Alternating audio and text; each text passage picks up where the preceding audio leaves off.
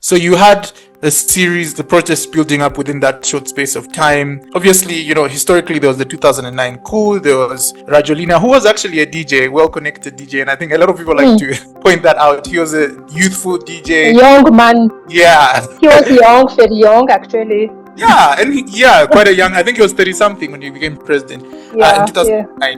And then there was the overthrow of Mark Ravalomanana, I think. And then the SADC mediated with a roadmap.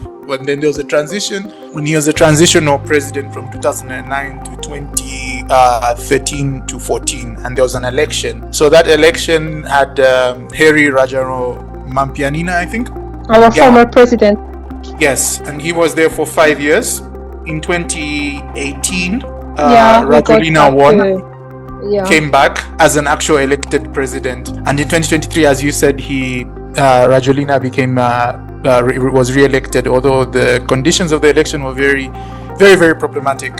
So now we have various factors. There's also the Kapstad, which is a gendarmerie unit that sort of handles resources or controls resources, and they were the ones that brought Rajoelina into power in 2009, and they've sort of like fallen out between Rajoelina and the head of the Kapstad gendarmerie unit, and they had a mutiny. I remember was it last week? I think last week there was like a mutiny. They refused to take shoot to kill orders. It was like almost like a Netflix movie, everything after the other. And so they refused to take orders. We just heard, there's a mutiny by Kapstad.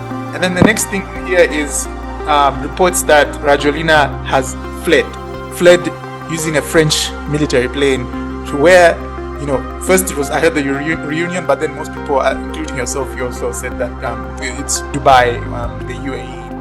And then the next thing you hear is he sends a decree. So this is the president working from home, basically. Home office. Online. And he's like, I'm dissolving parliament. And this just came after parliament announced that they were going to impeach him. So to preempt parliament, you dissolve it using constitutional article 60. Then parliament still ignored it and said, this is null and void, we're going to go ahead, impeach you. And they did so. And there's the High Constitutional Court that validated that impeachment. And then when they validated the impeachment, at the same time, Kapstad also said, we are now the authority. And then the Constitutional Court handled this, and they were like, so normally the process, I think, is supposed to be the president of the Senate. After there is a vacancy in the presidency, it's president of the Senate. Senate was also dismissed a few days ago. So now you don't have a president and you don't have the president of the Senate. And therefore the High Constitutional Court said Kapstad, the gendarmerie unit, would be in charge. And it's led by a guy called Mikhail. I don't know how to pronounce his surname. Okay, you can. Don't pronounce it. Yeah. So there's a guy called Colonel Mikhail. Yeah.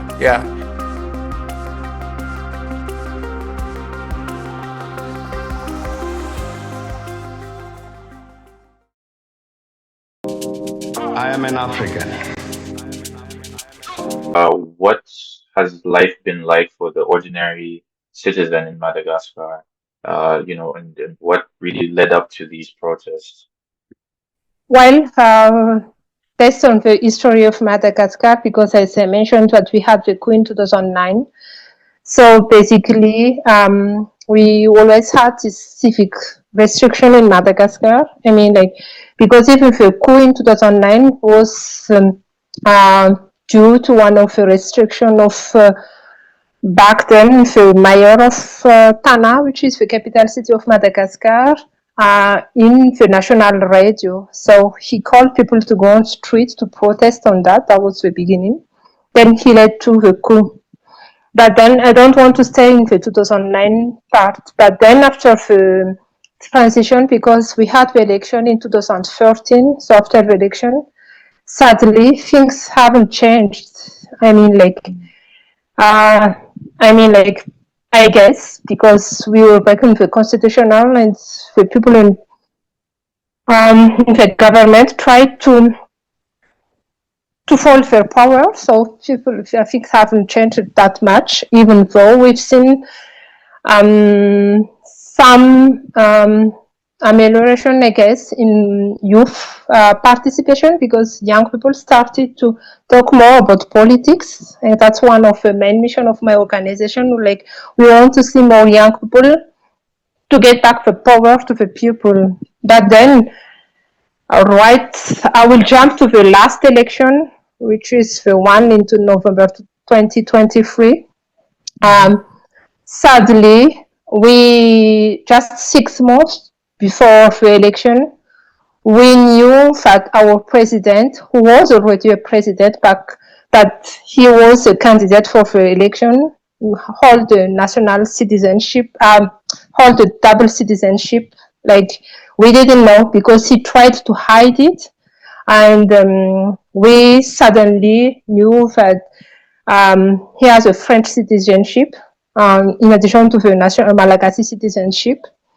So, as a civil society, for me, we were organized to ask him to renounce the French citizenship. We went to court, to the constitutional court. In the other side, the opposition party did the same things. They went to, for us, the civil society, we use the diplomatic space, the international community space, like we engage with the SADC, the African Union. But for the opposition party, they used the street space. I mean, like, they went for manifestation and demonstration.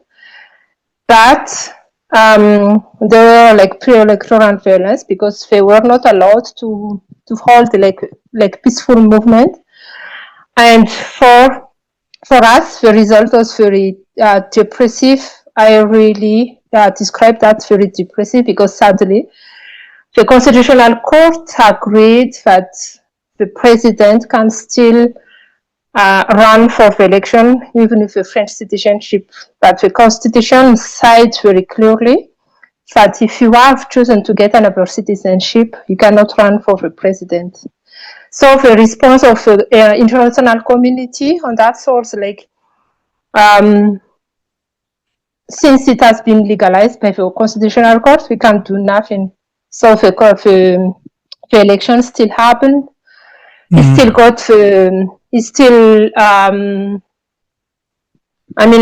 win the election and he got to the presidency. But the frustration was there, like, for myself, but at the same time also, after the pre-electoral fairness and then the election, the civic space was become more and more restricted, because if you can relate to the name of the place, which is 13 May, we call it 13 May in English, which has been claimed a lot.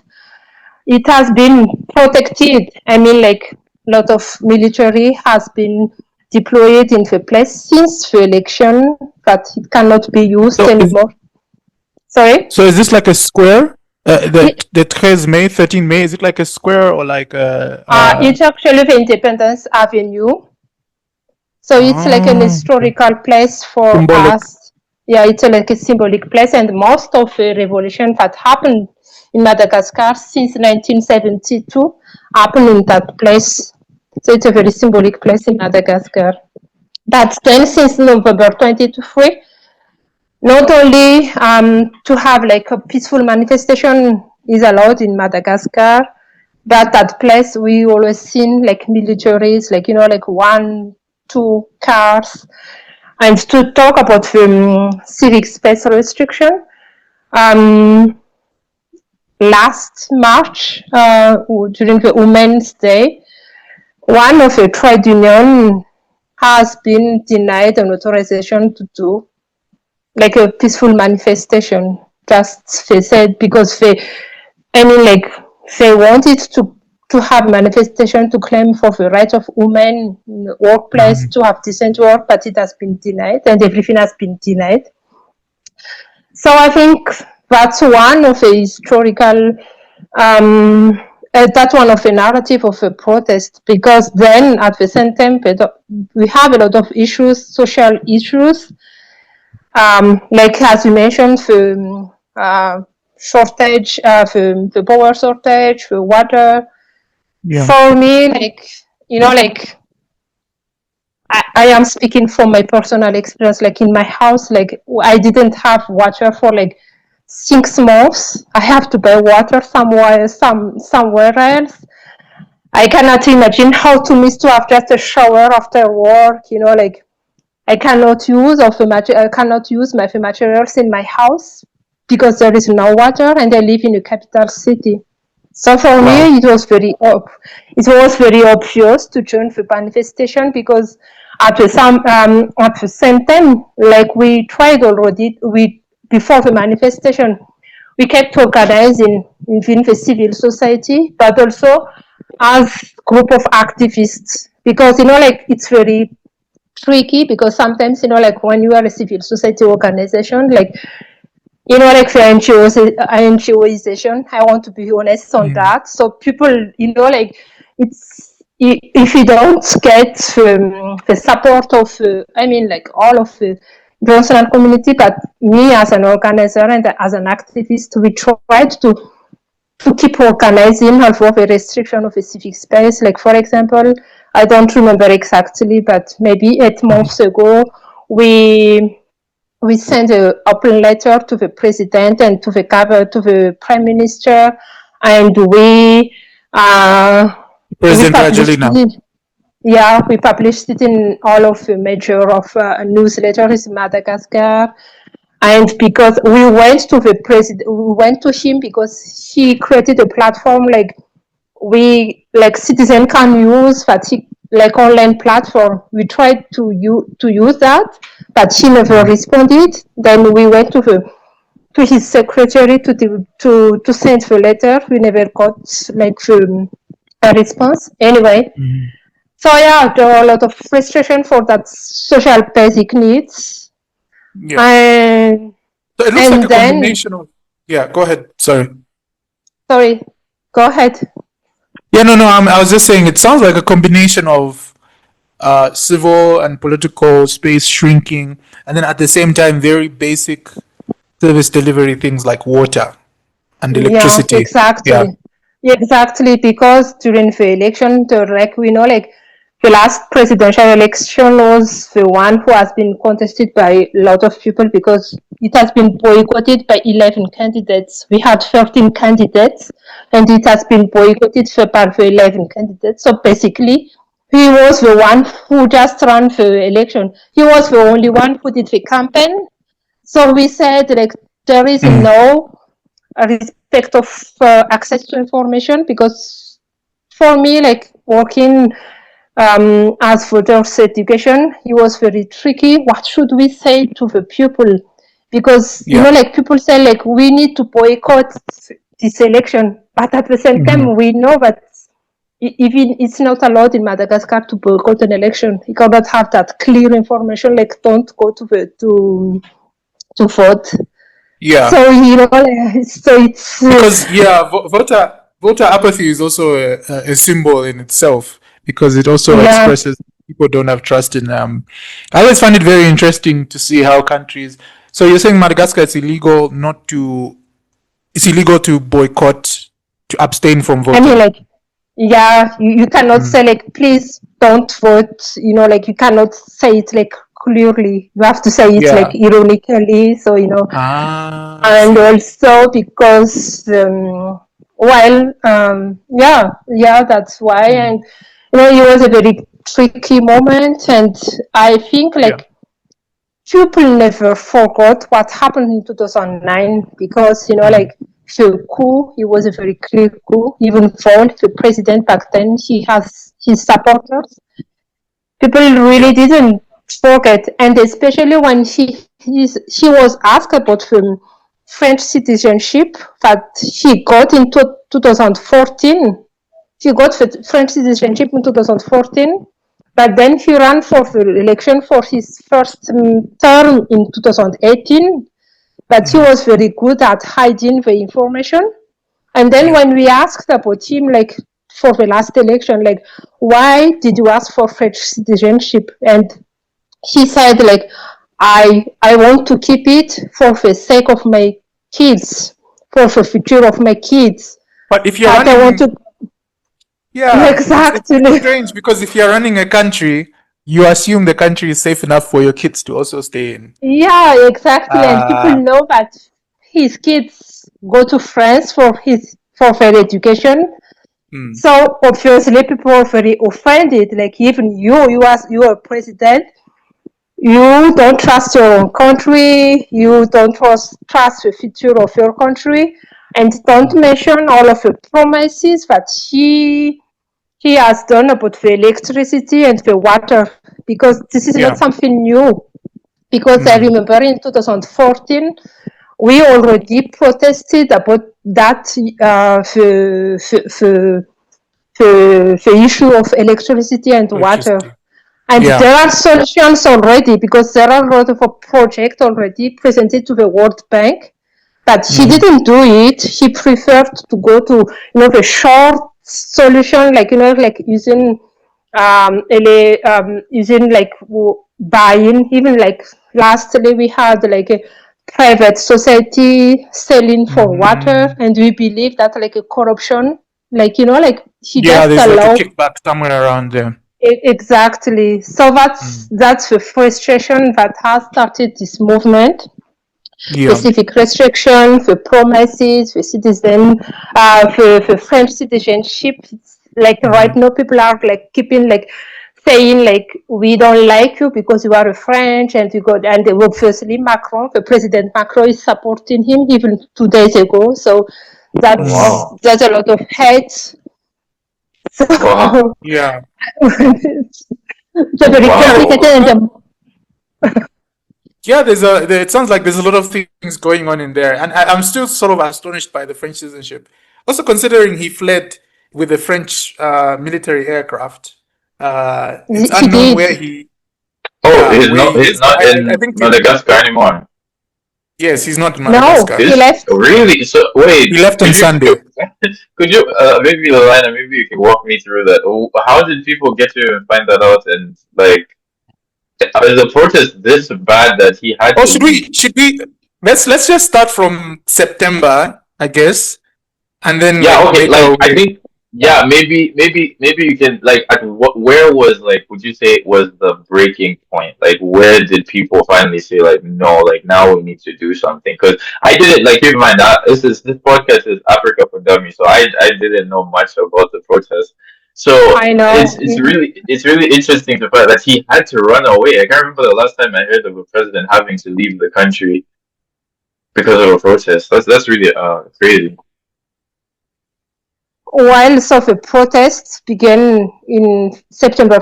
No, I mean like there are a lot of protests that are already held, but small one. Like for example, for us in September 15th during the International Democracy Day, we campaigned for what we called the Black Democracy.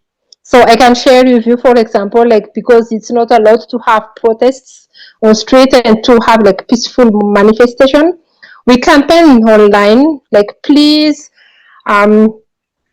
share your story about water and electricity, and wear black for the International Democracy Day, and share your stories online. And then we did, like for me, for example, I was part of the campaign. I mean, like it was organized by the Transparency International Initiative in Madagascar. That was the 15th of September. Then 3 days later, the municipality councillors have decided to join that manifestation. So they went to the Senate House and to the prefecture. We call it prefecture in here because you have like a very French administrative system. So a prefecture is like a district. Yeah, it's like a district. So the municipal councillors, like they went to the prefecture to ask for authorization to hold a manifestation, a peaceful manifestation on 20th of September. But then that was the 18th of September. It was a Friday. Just after they went to the prefecture and just they left the Senate House, they were arrested. arbitrarily arrested. So Wow. when they were arrested, people were very angry, like, what is happening in here? Why did you arrest them? And again, me, as part of my organizing team, we went to have a very short occupation, place occupation that day, and to call for the release. But then we didn't get any people, because people say, like, no, we want to wait for the 20th of September, and we will have a very huge manifestation. And then suddenly, even me, like, to be honest, I didn't know about Gen Z, but they just appeared just after that. Like, we are the Gen Z Madagascar. And I remember, like, they started with, like, just like small followers. And then, like, just in 2 days, they got like 30 followers. And since the 20th of September, because the arrestation of municipality councillors, they cannot lead the manifestation. And the Gen Z Madagascar, they said, well, like, we will lead the manifestation, so we'll go on street on 20th of September. So I started with my friends to look, like, who are those Gen Z? I mean, like, I was not Yeah. who are those Gen Z? So I was starting to ask around, like, who are they? And because they work online, they were in Discord, so I started to have names. And I am kind of happy, because the names that I got are of the young people that we measured. Like who they say, like, oh, these are the people, but they need to be very secret, because they are so afraid, like, they don't know what they are doing, but they just want to have this manifestation. And it was very funny, because, like, people didn't aware of Signal and Telegram, because here the most social media we use are Facebook and WhatsApp. We are not on Twitter. We use a lot of WhatsApp and Facebook, and people are, like, starting to install Instagram and Signal, because of the intimidation. Like, people are like, oh, apparently we need to go on Telegram and Signal to stay, to be careful. Yeah, so that was it. And so in just 2-3 days before 20th of September, Gen Z was mobilizing and organizing online, and a lot of Malagasy people identified themselves to the causes, which are the electricity, water, but then they added the liberty expression, like freedom of expression and freedom to manifest peacefully. And of course, like, I wanted to demonstrate. Obviously, for me, it was something very obvious, because I don't have, like, for water. But I went also on ground to see who are the people who are coming to demonstrate. And I've seen a lot of young people. And it was interesting to see, like, this is something very, I don't know how to say it perfectly in English, so I'm sorry if it's something offensive, but you've seen the middle class who didn't protest for all of the people, like, the middle classes were, like, they were, like, on street, and I was like, oh my goodness, it's really happening. So here. everyone is coming up now. Yeah, I was like, it's happening here. So even the Gen Z Madagascar was not expecting a lot of people.